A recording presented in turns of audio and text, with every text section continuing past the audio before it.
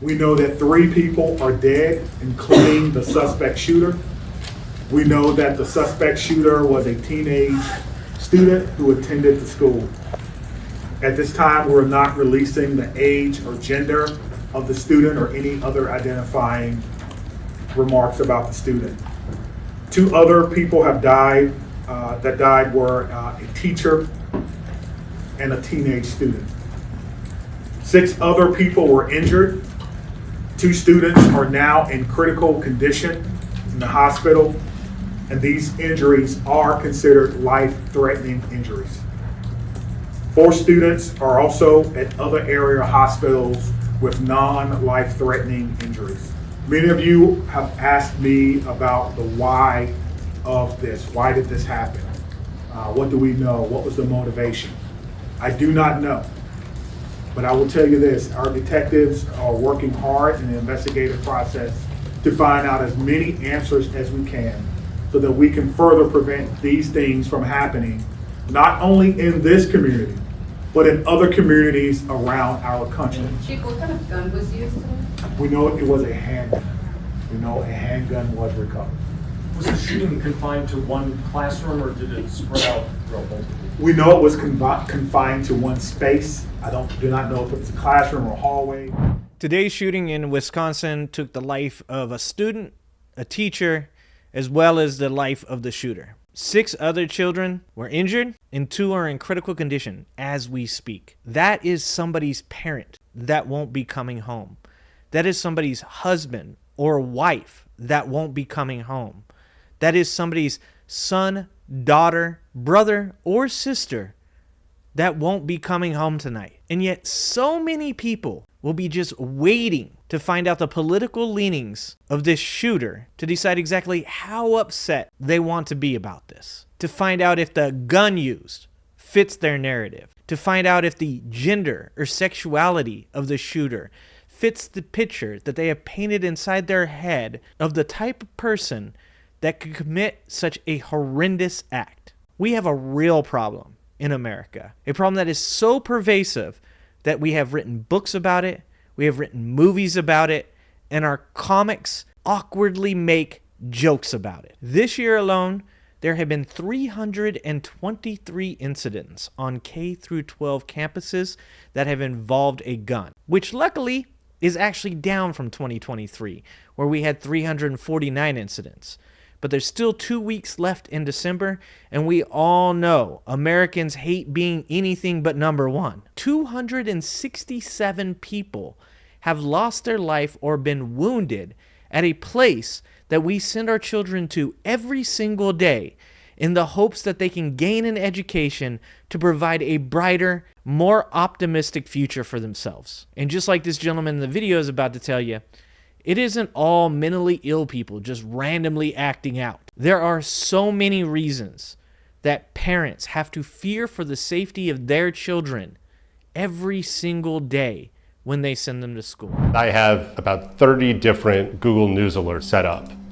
And through those, I'm able to gather just a ton of news stories. Really what it's evolved into is a really multifaceted data collection from news alerts, from stakeholders, from official records, and I take all of that and I code it across more than 200 different categorical variables. There is very limited funding for any gun violence research in the United States. So really any broad data collection efforts like this, there's just no resources available to support them. So without these grassroots efforts, this information just doesn't exist. Most people think that a school shooting is something where it's this deranged, mentally ill person who's coming into the school. But really the most common circumstance for a gun to be fired is a dispute between students, usually taking place in a hallway or parking lot at dismissal. And until that's documented and aggregated, there's no way to understand the context of this problem and realize what a big issue it is. The times that these incidents took place were throughout the school day, and even at times when the school was not even in session. Morning classes and sporting events were the deadliest time for people to be at school. Times when our children and the people that have dedicated their lives to teaching them should be preparing themselves to learn and enjoying the formative years of their lives. Mass shootings at schools like Columbine, Parkland, Uvalde, and Sandy Hook have created an environment where teachers and children have to do open shooter drills and parents have to make decisions on whether or not they will purchase bulletproof backpacks for their children. An environment where parents are afraid to have their children's phones taken away from them because they want to be able to send them one last message saying that they love them before they are taken away from them by gun violence. And this is what this gentleman has been able to track through rudimentary means, because at this point in our society, we have decided that this is completely out of our hands and that the best that we can offer our children are our thoughts and prayers. But in 2022, President Biden signed the Safer Communities Act. And in 2023, he had to sign an executive order to accelerate the implementation of that act, because apparently keeping guns out of the hands of people that actively want to harm our teachers and children is not that pressing of an issue. The Safer Communities Act expanded background check laws for the first time since 1993. It closed loopholes at gun shows for people that were trying to circumvent those checks. It narrowed loopholes that domestic abusers were using to obtain guns. It increased federal funding for crisis programs and required juvenile record background checks for people under the age of 21. There are over 400 million guns in America, 1.2 per person. The idea that we will be able to take away all the guns in America is just implausible. But we can't just sit on our hands and act like there is nothing that we can do about this problem.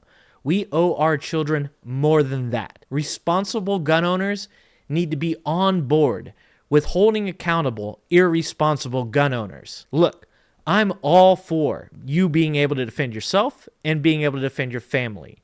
But if you can't keep guns out of the hands of minors because you are irresponsible, then you deserve to be held accountable. I believe if you are mentally ill or have a history of violence, you should not be allowed access to a weapon that could ruin so many lives. So what will this incoming administration do to keep our children safe? The safety of our children should not be a political or partisan issue. No parent should ever have to go through the types of things that these parents have gone through. No teacher should ever have to fear for their life. This should be something that we all can agree upon. I stand in support of red flag laws. I stand in support of background checks. I stand in support of holding parents accountable when their children are bought, given, or have access to guns that they should not have. And I hope that you agree. If you do, if you don't, let me know in the comments. If you have ideas to help solve this issue, leave them in the comments. All right, guys. Thanks a lot for being here. Remember, I love you guys. I appreciate you guys. And I hope to see you next time. Thanks for watching. If you like this video, please like and subscribe and hit that notification bell. And check out that video on the screen now.